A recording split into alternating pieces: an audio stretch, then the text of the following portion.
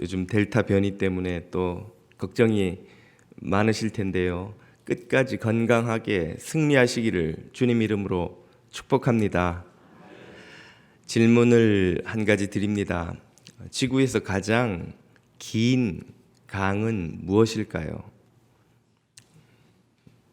여러 답이 떠오르실 텐데 아마존강, 양쯔강, 인더스강, 미시시피강, 유명한 강 이름이 떠오르시겠습니다마는 이디오피아에서 발원해서 수단을 통과해 이집트를 관통하고 지중해로 흘러 들어가는 이 강은 바로 나일강입니다. 학자들에 따라서 조금 이견은 있습니다만 나일강은 가장 지구에서 긴 강으로 이름이 알려져 있는데요. 길이가 무려 6,650km에 달합니다. 이게 어느 정도 거리냐면 뉴저지에서 출발해서 LA까지 갔다가 다시 콜로라도로 절반쯤 미 대륙을 돌아오는 거리, 미국을 동서로 횡단하고도 절반을 더 가야 나오는 거리가 이 6,000여 킬로미터의 나일강의 거리입니다. 그 먼 거리를 강이 흘러가니 얼마나 수량이 많겠습니까? 그 풍부한 수량 덕분에 강 유역에서 우리가 잘 아는 고대 4대 문명 중 하나인 이집트 문명이 탄생했죠. 이 나일강뿐 아니라 큰 강들은 고대의 유명한 문명을 탄생시켜 왔습니다. 잘 아는 양쯔강, 인더스강, 유프라테스강, 또 아마존강, 이름만 대면 알만한 떠오를 만한 그 큰 강 유역에는 예외 없이 많은 사람들이 모여들어서 농사를 짓고 또 생산물이 많이 생기면 이 많은 인구와 수확물로 여유가 생긴 사람들이 문화를 만들어내죠. 음악, 미술, 건축, 제도, 법, 국가, 정부. 그래서 결국 문명이라는 참 아름다운 결과물이 거기에선 탄생합니다. 반면에 강이 없으면 어떻게 될까요? 강이 없는 지역을 뭐라고 부릅니까? 사막이라고 하죠. 흐르는 물이 없는 곳, 그곳에서는 마실 물이 없고 농사가 어렵고 당연히 사람들이 그런 곳엔 모이지 않죠. 사람이 없으니, 물이 없으니, 농사 지을 땅이 없으니 그곳에선 문화도 탄생하기 어렵고 문명도 일어나기가 어렵습니다. 그렇게 보면 풍부한 수량을 가진 강은 문화와 문명 탄생의 필수 조건이라고 할 수 있겠죠. 강이 얼마나 고마운 존재인지 생각할수록 참 중요한 것이 아닐 수 없습니다. 그러나 진실을 잘 들여다보면 우리가 강을 이렇게 찬양하는 것이 과연 합당한가 하는 생각도 듭니다. 외인고하니 우리가 흔히 이 물이 흐르는 곳, 내 강이라고 부르는 이 수량이 많은 거대한 강들을 포함해서 땅 위에 있는 호수까지 다 더해 보아도 사실 이 육지가 담고 있는 물의 극히 일부분밖에는 차지하지 못합니다. 강과 호수를 모두 더해서 우리 눈에 보이는 모든 물을 다 더하면 이 전체 육지가 품고 있는 물에 어느 정도나 될까요? 겨우 0.112%라고 합니다. 반올림을 해도 0.1 반올림 할 수도 없지만 전체 물의 1000분의 1밖에 되지 않는다는 거죠. 그 큰 강도, 저 거대한 호수를 다 더해도 이 육지가 품고 있는 물의 1000분의 1밖에 되지 않는다는 말입니다. 그럼 나머지 99.888%의 물은 어디에 있는가? 땅 밑에 있다는 것이죠. 땅 밑에. 땅 밑에도 이 육지 땅 위의 강처럼 흐르는 거대한 강줄기가 있습니다. 땅 위의 호수처럼 거대한 물을 담고 있는 호수가 있습니다. 그 땅 밑에 있는 물의 비율이 어느 정도인가? 지금 보시는 도표처럼 99.888%. 땅 위에 있는 물은 지금 가운데 빨간 줄이 보이시죠? 저 정도밖에 안 된다는 거예요. 땅 위의 물은 1000분의 1 정도이고 땅 밑에 물이 999배, 1000배 정도 된다는 말이죠. 지하수입니다. 지하수. 땅 밑에 물이 이렇게 많기 때문에 강이 흐르는 곳에서 먼 곳의 땅을 파도 그곳에서 물이 나오는 것이죠. 바로 강 옆에만 농사가 되는 것이 아니라 강에서 먼 곳도 농사가 된다는 거예요. 왜? 땅 밑에 물이 이렇게 많기 때문입니다.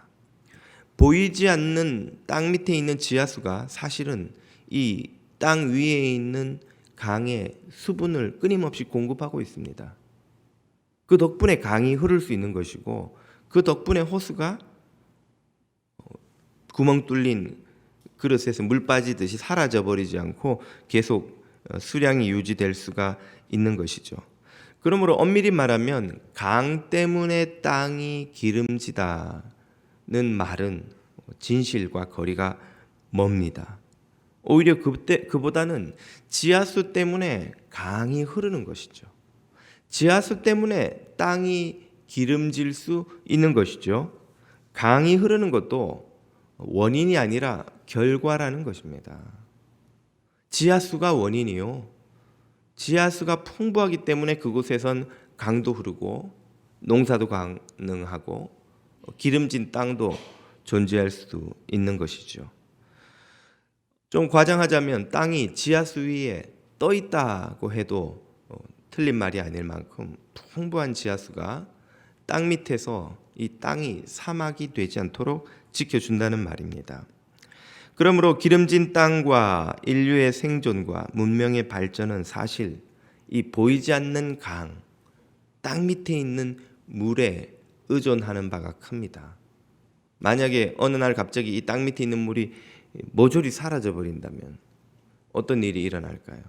땅 위에 있는 물이 모두 순식간에 땅 밑으로 스며들고 구멍 뚫린 그릇에서 물 빠지듯이 강의 물도 바닥을 드러내고 얼마 지나지 않아 땅은 모두 사막이 지금 보시는 이 그림처럼 되고야 말 것입니다.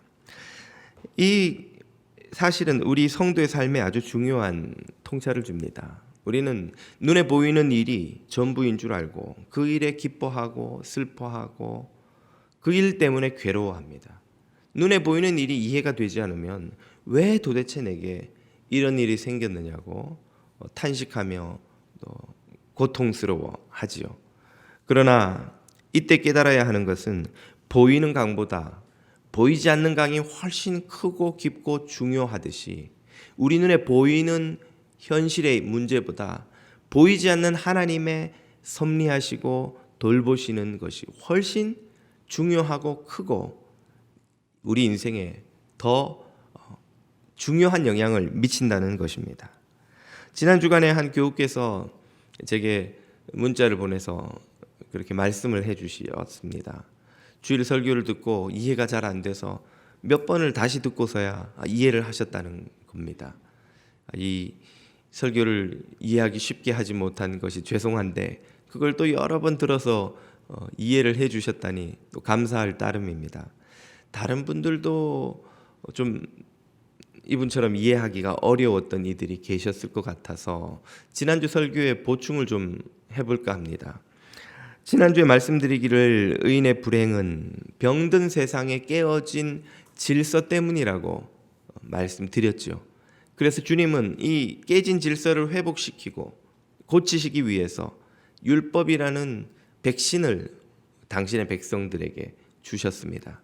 그 백신을 자신도 맞고 이웃에 널리 퍼뜨려서 온 세상에 이 죄악의 팬데믹을 몰아내라는 사명도 주셨다고 말씀드렸죠.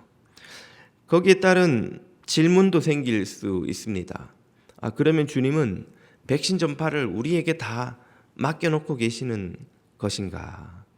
주님은 뭐 특별히 하시는 것 없이 그냥 우리가 퍼뜨려 주기를 기다리시는 것인가? 그렇게 세상이 치유될 동안 의인은 속절없이 고난을 당하고만 있어야 하는 것인가? 왜 주님은 선하시고 전능하신데 지금 당장 개입하셔서 뭐 강제로든 특별한 능력으로든 백신을 무조건 다 퍼뜨리게 만들지 않으시는가? 이런 질문이 뒤따를 수 있습니다. 첫째 질문부터 답을 드려보자면 주님은 결코 백신을 퍼뜨리는 이 사명을 당신의 백성들에게만 맡겨놓고 계시지 않습니다. 오늘 본문 11절에서 이사야 선지자가 이렇게 선포하죠. 내 입에서 나가는 말도 이와 같이 헛되이 내게로 돌아오지 아니하고 나의 기뻐하는 뜻을 이루며 내가 보낸 일에 형통함이니라. 제임스 티소가 그린 이사야 선지자를 배경으로 그 본문 말씀을 보고 계십니다. 내 입에서, 하나님의 입에서 나오는 말은 성취된다는 말이죠. 그리고 하나님의 뜻은 이루어진다는 뜻입니다. 하나님이 하시고자 하는 일은 형통하게 다 이루어질 것이다. 즉 하나님은 지금도 당신의 뜻을 이루시기 위해 계속 일하고 계신다는 말입니다. 당신의 백성들이 알아서 퍼뜨려 주기를 기다리고만 계시는 분이 아니라는 말이죠. 그러면 하나님의 일하심이 왜 우리 눈에는 쉽게 아주 명확하게 잘 보이지 않습니까? 하나님이 일하시면 왜 의인이 이렇게 고통을 받고 악인이 저렇게 승승장구하냐는 것이죠. 그 이유는 하나님의 일하심이 너무 오묘한 고차 방정식이기 때문에 그렇습니다. 본문 8절 이하가 이렇게 말하죠.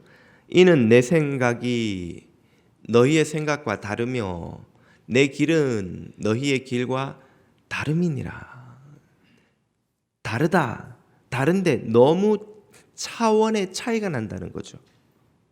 주님의 길은 너무나 고차원적인데 비해 우리의 생각은 너무나 저차원적이어서 그 간격이 아주 크다는 말입니다. 여호와의 말씀이니라. 이는 하늘이 땅보다 높음같이 내 길은 너희의 길보다 높으며 내 생각은 너희의 생각보다 높음이니라. 하늘과 땅의 이 거대한 간격을 메우기가 어렵듯이 하나님의 생각의 그 차원과 우리의 차원의 이 간격이 메우기 어려울 정도로 크기 때문에 이 밑에서 보면 저 하나님의 생각이 이해가 안 된다는 거예요. 하나님의 일하심이 이해되지 않는 것이죠. 저희 집의 막내 진리는 더하기 빼기를 배우는데 형아는 무슨 미분, 적분, 함수, 방정식 이런 공부를 하는 거예요. 형아가 보는 책을 진리가 아무리 들여다봐도 이게 무슨 말인지 모르겠는 거죠. 더하기 빼기, 곱하기, 나누기가 어려워서 쩔쩔 매는 아이가 형의 함수, 방정식, 미분, 적분을 어떻게 도무지 이해하겠습니까? 겨우 6년 차이가 나는데 말이죠. 사실은 진리만 이해 못하는 것도 아니고 제가 봐도 이해가 안 됩니다만은 인간의 세상에서도 이 몇 년 차이 나는 것으로 이렇게 생각하고 이해하고 계산하는 것이 차이가 커서 이해가 어렵다면 하물며 온 우주를 끝도 보이지 않는 전파망원경이라는 무슨 특별한 기계를 사용해도 그 끝을 도무지 알 수가 없을 만큼 거대한 우주를 말씀과 지혜로 창조하신 그 주님의 일하시는 방식이 배부르면 행복이요 아프면 불행이라는 단순한 1차원적 계산 방식을 갖고 살아가는 세상 단순한 인생관으로 살아가는 우리들이 볼 때에 어떻게 쉽게 이해가 되겠습니까? 우리가 생각하는 것이란 배부르고 안 아프고 소원 이루어지면 행복이요 좋은 것이요 아프고 힘들고 조금 춥고 속상하면 불행이고 그 이상 우리의 인생관이라는 게 있습니까? 우리의 방정식이라는 게 더하기 빼기와 뭐가 다릅니까? 뭘 더하면 행복, 뭐가 뺏기면 불행. 이 세계관, 이 가치관을 가지고 온 우주를 창조하신 하나님의 지혜와 일하시는 방식을 어떻게 쉽게 이해하겠냐는 것이죠. 그러니 주님의 일하심은 비밀이요, 신비요, 미스테리로 보이지 않는 거예요. 이해가 되지 않는 거예요. 아무리 주님이 설명을 해주셔도 받아들이기가 어려운 거예요. 바로 이것이 주님의 일하심이 우리 눈에 보이지 않는 이유입니다. 그럼에도 불구하고 주님의 일하심을 볼 수 있는 길은 있습니다. 그것이 바로 주님을 신뢰하는 것이죠. 주님의 신실하심을 믿는 것입니다. 예레미야 선지자는 또 이렇게 말씀하시죠. 일을 행하시는 여호와, 그것을 만들어 성취하는 여호와, 그의 이름을 여호와라 하는 이가 이같이 이르시도다. 하나님은 일을 하고 계신다는 거예요. 하고 계시는데 그걸 어떻게 알 수 있는가? 3절, 너는 내게 부르짖으라. 내가 내게 응답하겠고 내가 알지 못하는 크고 은밀한 일을 내게 보이리라. 하나님의 하시는 일은 크고 은밀해서 우리가 도무지 이해하기 어려운 수준이지만 믿고 부르짖는 이들은 그 비밀을 볼 수 있다는 것입니다. 과연 그 믿음을 가지고 세상을 다시 바라다 보면 보이지 않던 하나님의 일하심이 보입니다. 이해되지 않던 하나님의 일하심이 이해되기 시작합니다. 그래서 시편 기자는 이렇게 고백합니다. 37편입니다. 내가 어려서부터 늙기까지 언뜻 보면 그게 잘 모르겠는데 오랫동안 지켜보니까 의인이 버림을 당하거나 그의 자손이 걸식함을 보지 못하였도다. 저는 종일토록 은혜를 베풀고 꾸어주니 그 자손이 복을 받는도다. 이 사람은 뭘 봤다는 거예요? 한 사람의 인생이 그 세대를 넘어서서 다음 세대까지 어떻게 펼쳐지는지 긴 세대를 봤다는 거예요. 그랬더니 결국은 의인이 승리하더라는 겁니다. 결국은 하나님이 의인에게 갚으시더라는 것이죠. 주님은 종종 당신의 일하심을 짧은 한 세대를 넘어서 여러 세대에, 심지어는 그 세대를 넘어 영원에 이르기까지 갚으시며 계산하시는 분이십니다. 출애굽기 20장을 보십시오. 나를 미워하는 자의 죄를 갚되 아버지께서 아버지로부터 아들에게로 3, 4대까지 이르게 하거니와 나를 사랑하고 내 계명을 지키는 자에게는 1000대까지 은혜를 베푸느니라. 아멘. 주님이 계산하시는 게 어느 정도 시간을 두고 하신다는 말이에요. 당대도 있지만 3, 4대를 넘어가기도 하고 심지어 그것이 1000대를 넘어가기도 한다는 말입니다. 하나님은 우리처럼 아주 단기간에 우리는 주식을 해도 요즘 주식 하시는 분들 많죠. 단타 매매를 해서 막 바로 사서 바로 팔고 그래서 이익을 봐야 주식이 성공하는 줄로 압니다만은, 그러나 제가 주식을 안 해봐서 잘 모릅니다만은 전문가들이 하는 말은 주식은 오랫동안 그 투자를 해서 기다려야 제대로 수익을 볼 수 있다고 하죠. 짧은 시간에 샀다 팔았다 이건 투자라기보다는 투기에 가깝다고 하지 않습니까? 하나님의 일하심이 건강한 주식 투자와 유사합니다. 하나님은 단기간에 잘 되고 단기간에 안 되는 그런 방식으로 갚으시지 않으십니다. 하나님은 3대, 4대, 심지어 1000대, 더 나아가 영원에까지 이르도록 의인을 지키시며 도우시며 복 주시는 분이십니다. 할렐루야. 하나님이 당신의 백성 의인들을 영원히 지키시는 줄 믿으시기를 축복합니다. 하나님의 일하심은 이렇게 길기 때문에 짧게 단견을 가지고 좁은 시야를 가지고 하나님을 재촉하는 이들은 하나님의 일하심을 잘 이해하기 어렵습니다. 저희 막내는 성격이 급해서 뭔 약속을 하면 막 쉬지 않고 달달 볶아요. 저도 볶고 아내도 볶고 방학에 어디 데리고 가주겠다 그래 놓으면 아침부터 눈 뜨자마자 거기 놀이터 안 가냐고. 방학하면 간다니까. 왜 방학 때까지 기다리냐고. 오늘 학교 안 가는데 토요일인데 왜 안 가냐고. 쉬지 않고 달달 볶아요. 우리가 주님 앞에 그 철부지처럼 주님 왜 빨리 복을 안 주십니까? 빨리 이 고난을 왜 안 치워주십니까? 빨리 제 기도를 왜 안 들어주십니까? 달달 볶으며 주님을 쉬지 못하게 만드는 철부지처럼 우리는 살아가고 있는 것이 아닌지요. 인생은 100m 달리기가 아닙니다. 42.19km보다 훨씬 긴 마라톤이어서 엎치락 뒤치락 하다가 결국은 의인이 승리하는 시합입니다. 악인이 이기는 것 같은데 마지막에 가보면 의인이 이긴다는 거예요. 여기에서 우리는 둘째 질문의 답도 얻을 수 있습니다. 의인들이 세상에서 속절없이 당하는 것 같지만 결코 그렇지 않습니다. 하나님께서 이 생에서도 의인들을 돌보시고 도우시고 마침내 이기게 하십니다. 그것은 한 세대 안에 경험되기도 하지만 여러 세대를 걸치기도 하고 영원에 걸쳐 경험되기도 합니다. 주님에게는 비장의 카드가 있습니다. 무엇일까요? 바로 영생의 복입니다. 하나님께서는 이 땅에 다 갚지 못한 것처럼 보이는 의인들의 모든 희생과 헌신조차도 다 갚으십니다.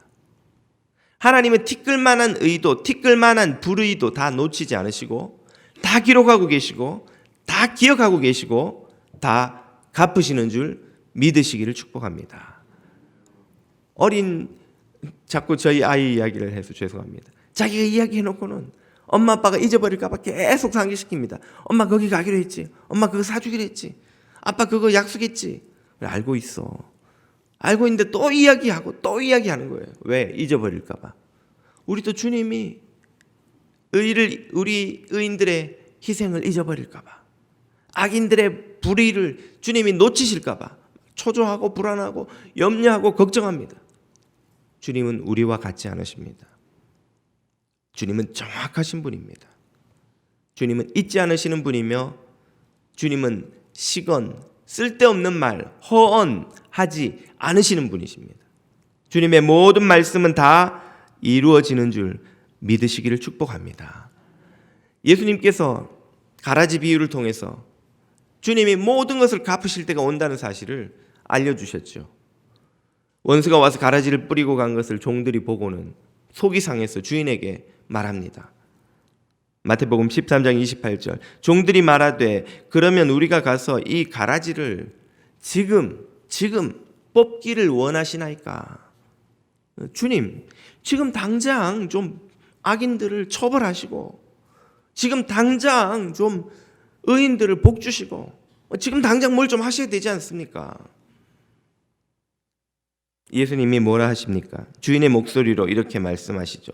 30절 주인이 이르되 둘 다 추수 때까지 함께 자라게 두라. 의인이 고통받는 것 좀 더 기다려야 될 수도 있다. 악인이 승승장구하는 것 좀 더 인내해야 할 수도 있다. 추수 때가 기어이 온다는 거예요.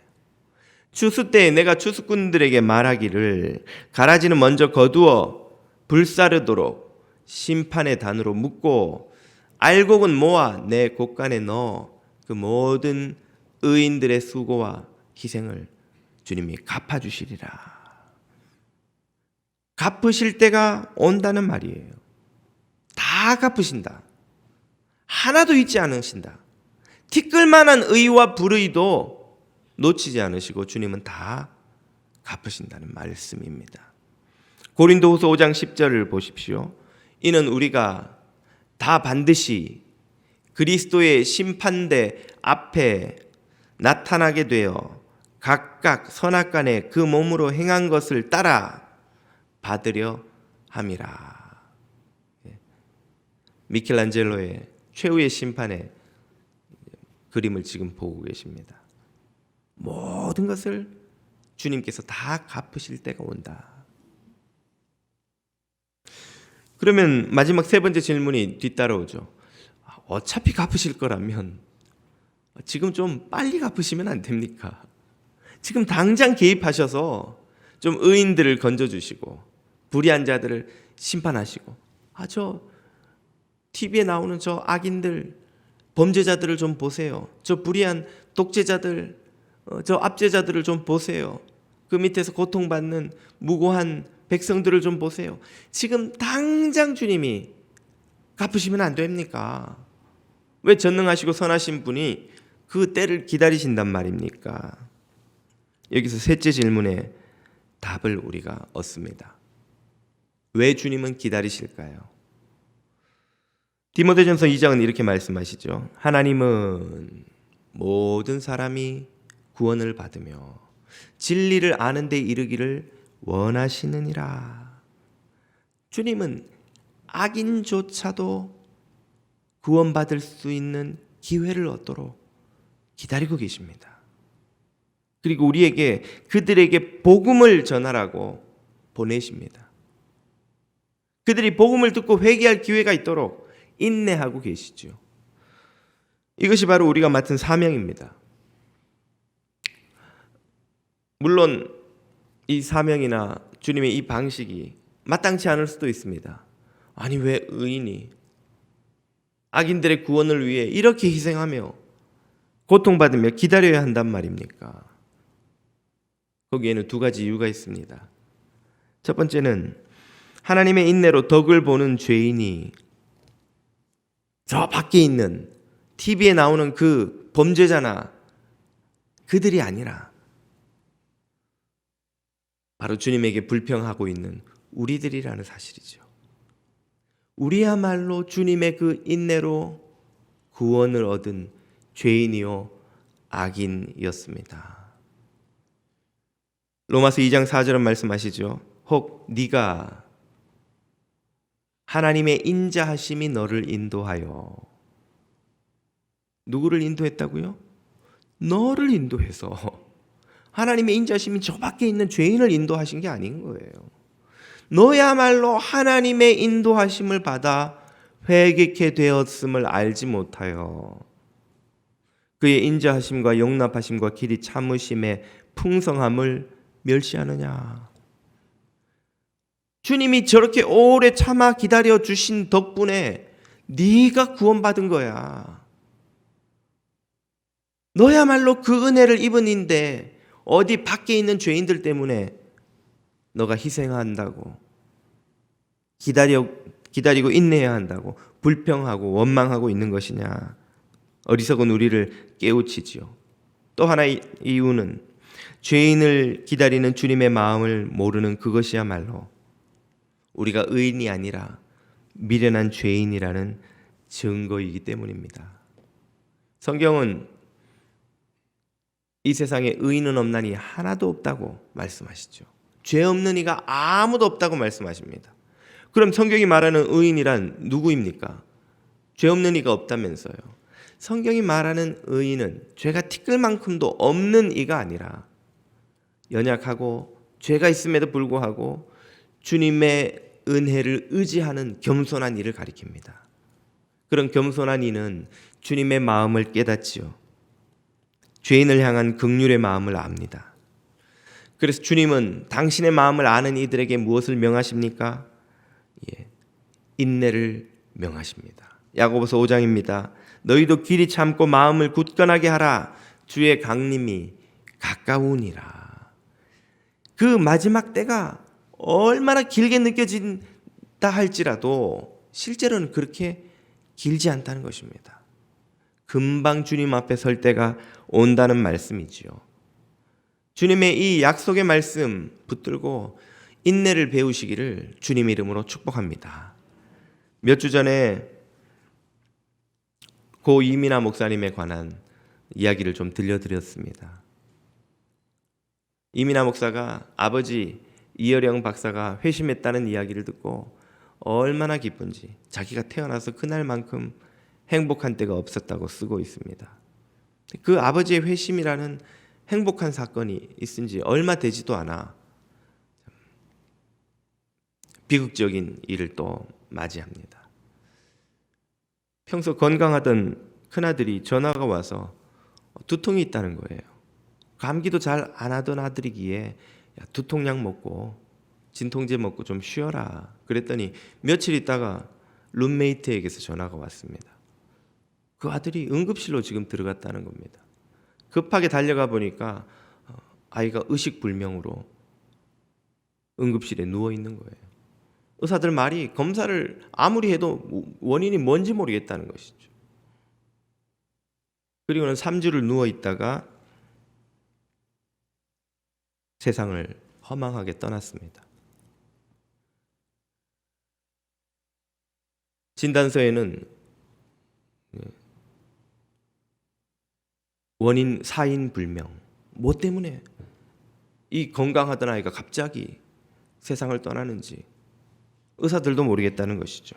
명문 버클리대를 나와서 엄마처럼 변호사가 되어 불우한 아이들, 고통받는 이웃들을 위해 섬기는 삶을 살겠노라고 엄마가 자랑스럽다고 늘 말하던 그 건강한 아이가, 그 예쁘고 바르던 아이가 도대체 왜, 무슨 이유로 하나님이 그 아이를 데려가셨는지 이 목사는 미친 여자처럼 100만 번도 더 하나님 앞에 부르짖으며 물었다고 합니다. 그때마다 그녀는 오늘의 본문 말씀을 받았습니다. 내 길은 너희 길과 달라서 하늘이 땅보다 높음같이 네가 모를 때도 나는 일하고 있고 네가 이해하지 못해도 내 길은 선하다. 그것을 네가 믿을 수 있느냐? 말씀을 계속 마음에 주시는데 그걸 믿기가 힘든 거예요. 그걸 인정하기 어려운 거예요. 내 생명보다 귀한 아들을 데려가신 주님이 선하시다고 고백하기가 어려운 거예요. 주님 앞에 수도 없이 울부짖으며 기도하기를 반복한 끝에 그녀는 하나님을 신뢰하기로 결단합니다. 하나님이 선하시다고 고백하고 자신은 이해할 수 없지만 하나님은 선한 일을 하고 계신다고 주님 앞에 고백하였습니다. 그러자 주님께서 그 이후로 말할 수 없는 평안과 위로와 소망을 주시더라는 겁니다. 아이가 살아서 할 수 있는 이 세상의 기여보다 더 크고 놀라운 일을 하나님의 방법으로 이루시리라는 믿음이 생기기 시작했습니다. 눈에 넣어도 아프지 않을 그 아들을 다시 만나리라는 굳건한 소망을 하나님이 주셨습니다. 이 슬픔과 고통이 너무 사소하여 기억도 나지 않을 만한 크고 완전한 기쁨과 행복을 아들과 누리는 날이 반드시 오리라는 확신을 갖게 해주셨습니다. 무엇보다 모든 일 뒤에 섭리하시는 선하시고 전능하신 하나님을 사랑하며 신뢰하며 닮아갈 수 있는 은혜를 주셨습니다. 그래서 마침내 주님은 선하시고 주님은 이 고난마저도 사용하셔서 당신의 선한 뜻을 이루시리라는 확신을 주셨습니다. 땅 위의 강보다 땅 밑의 강이 훨씬 넓고 크고 깊어서 땅이 사막이 되지 않고 기름진 땅 되도록 만들고 있는 것처럼 눈에 보이는 일보다 보이지 않는 하나님의 일하심이 훨씬 더 크고 깊고 중요합니다. 사도 바울은 이렇게 고백합니다. 깊도다 하나님의 지혜와 지식에 부요하며 그의 판단은 측량치 못할 것이며 그의 길은 찾지 못할 것이로다. 크고 깊고 넓고 보이지 않는 강처럼 일하시는 신실한 하나님을 믿고 끝까지 인내로 승리하시기를 주님의 이름으로 축복합니다. 기도드리겠습니다.